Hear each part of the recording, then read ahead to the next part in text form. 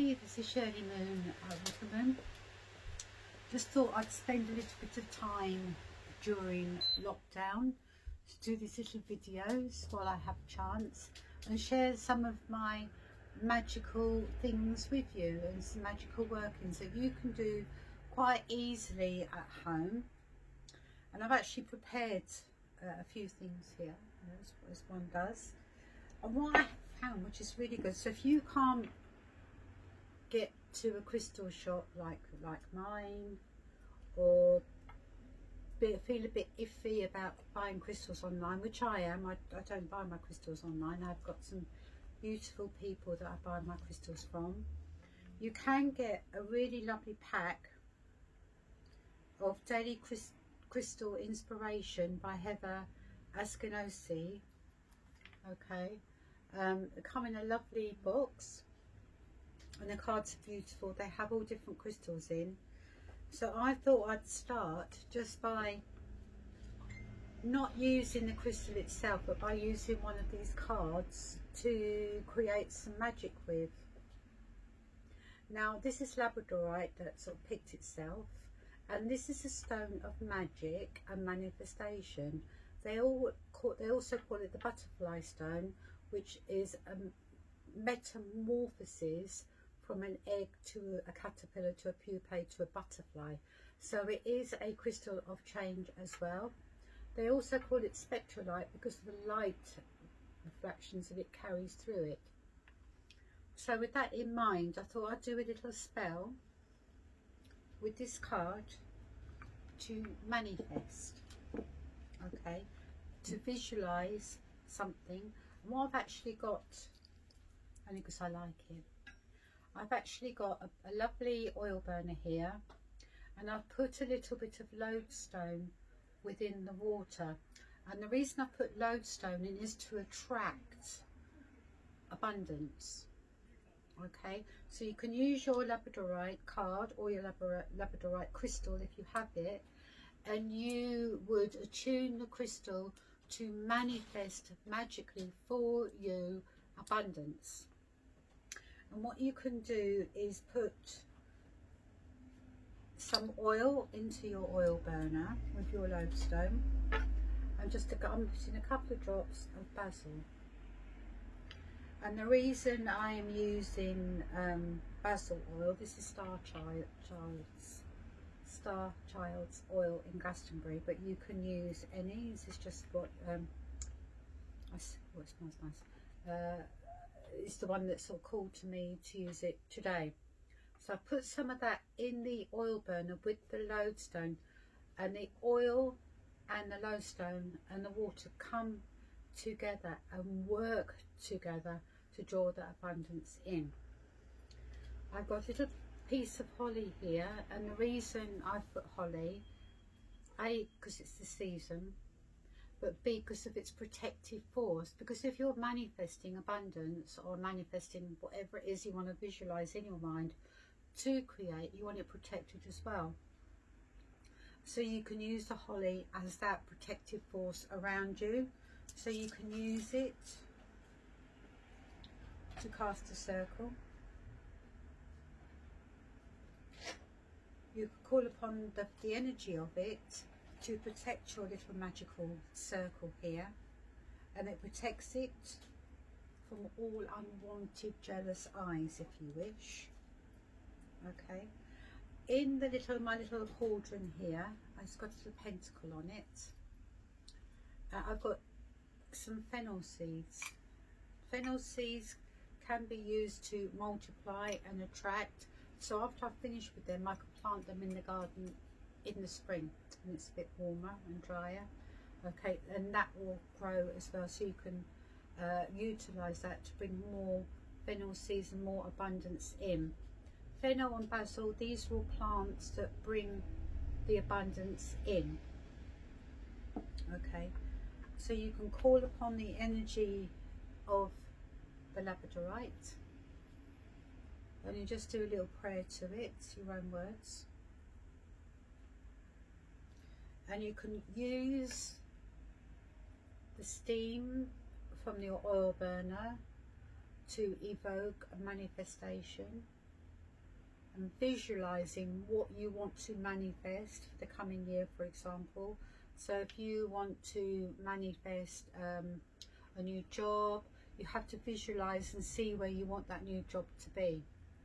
If you want to manifest a meeting somebody new, think of what you want that person to be like, where you hope to meet them, etc. This is being very focused. Best thing is actually to write it all down before you start your spell. So through the air of the steam, through the energy of the flame, and you can pop a few of the seeds on top of the card to manifest your heart's desire. You can pull a holly leaf off of here, to protect your magic. A very simple spell, a very simple one that you can use using the cards. These are a great deck, I must admit, and the pictures are really nice as well.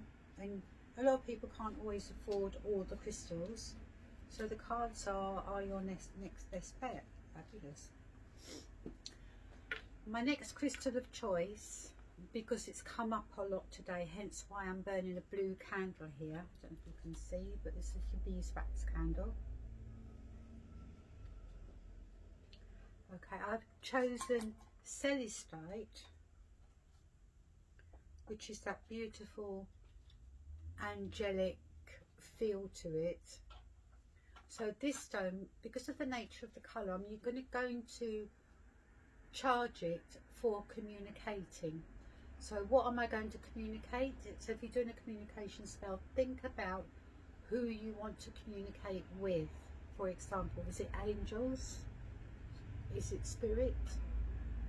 Is it your partner you might have had an argument with, or a friend you might have had an argument with? Or even your animals, if you want to communicate with them more. Because this is definitely, because of its nature, it's a high vibrational crystal. Okay, it's very gentle, it's very calm, it's very soothing as well. So you can actually put it actually against your throat chakra. It feels actually quite nice. So you can use it. It has multiple uses, this stone, for its communicative skills. It's also very healing, so it's very cooling and very soothing. So if you get a bit hot or you've got a rash, it has worked for me in the past, so hopefully it would work for you. Now first of all, you need to cleanse this. So I'm just going to dip this into this warm water here. You would, under your tap would be best. Okay, so you could just cleanse it with some water, and you could put it into the water. You can cleanse it round the flame.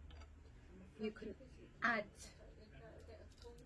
some herbs around it. Now because it's communication, I will put round this crystal lavender. Okay, or as nearest to blue flowers you can get, but lavender or lavender oil around it would be perfect. Okay, so this is opening to communication skills. So you call, so if it's angels that you want to communicate with, you can say, I call upon the angels above, and I call them to communicate to me through this stone. Help me to see what I need to see. And you can leave your crystal on the altar with the flame. Again, you can use the holly to protect the spell or protect you while you're working. And then my next crystal, I always work in threes, me, when I'm doing something.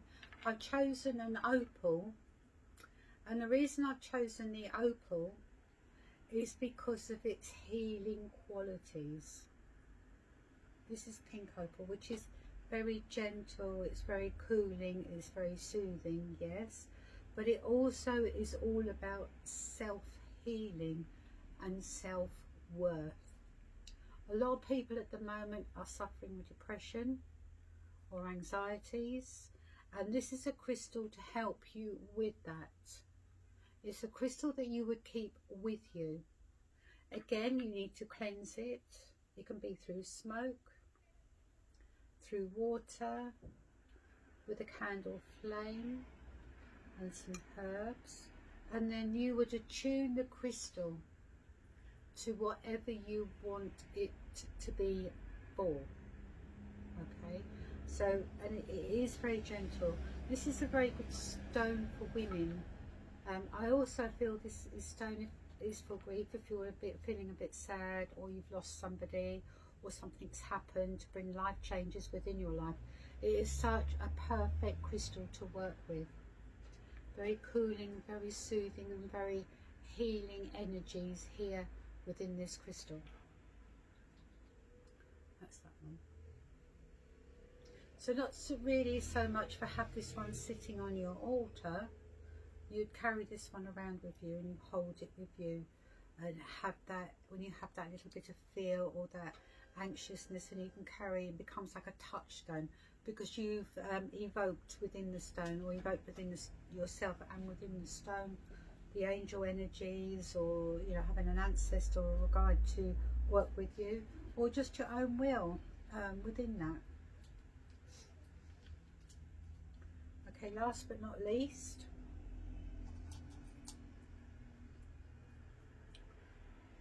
a beautiful stone, especially of the solstice. This is a citrine, and I call this bringing in the light. It is an energy of the sun god Ra, or Amun, and it works on your solar plexus energy. Our ancestors would have called this the merchant stone. So it wasn't a merchant that didn't pass you, they didn't have a piece of citrine in his little pocket or his little pouch, because it is an attraction stone. It attracts so many things, wealth, people that you want to attract to you, whether it's for love or for business. So it's great for work, great, not so much for love, but I know people who have used it to attract love in that way. And again, this is very much a stone that doesn't mind a bit of sunlight on it to energize it.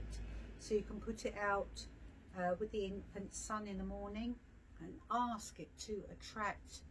And this is very good for people who suffer with SAD, because it lifts that energy. Okay, it brings the sunshine back into your life. You can hold it against your solar plexus, and you can ask for that abundance and that sunshine to come up through you. Fabulous. And again, you can put it in the sun, as I said. You can put it on through your oil burner, through your flame, and even on your herbs. And again, you can protect any magic you do with a piece of holly, like that. If you want to bring your magic together, you can use a piece of ivy.